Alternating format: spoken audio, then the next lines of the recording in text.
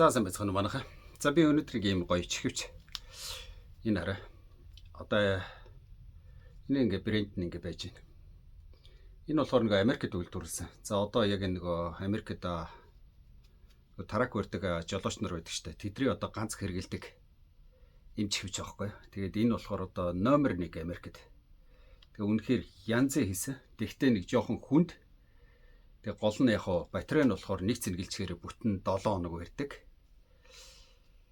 Тэгээд утаснаасаа ингээд бараг 100 м, 150 м холдоо явцсан байсан ч гэсэн ерөөсөө ямар ч асуудалгүй бариад байдаг.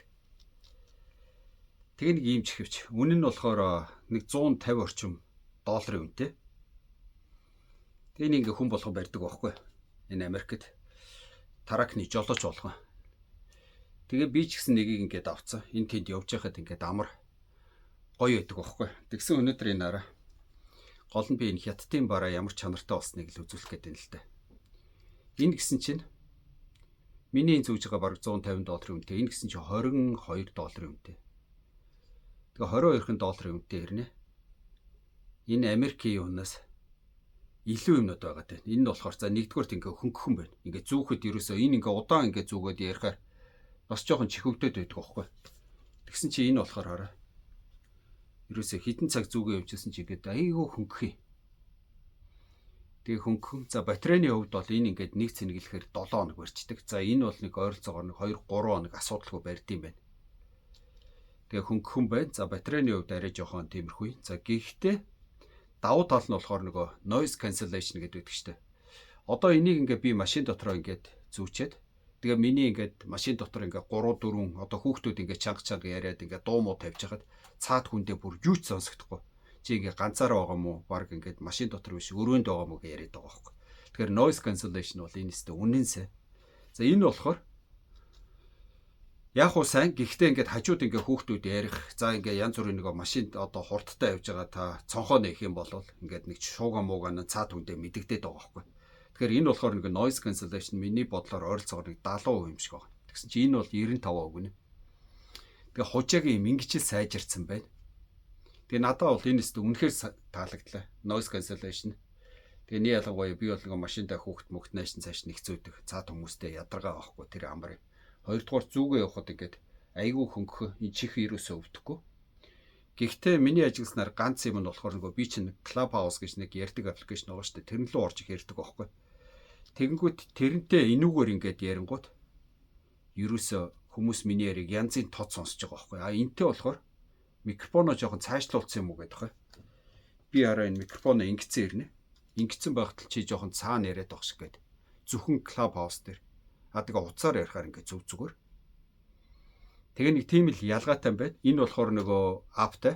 Тэгээ апаар апдейт хийчих болд юм байна. Би энийг нөгөө микрофон болохгүй болохоос ап мап байд юм болоо гэсэн ап байдгүй гинэ.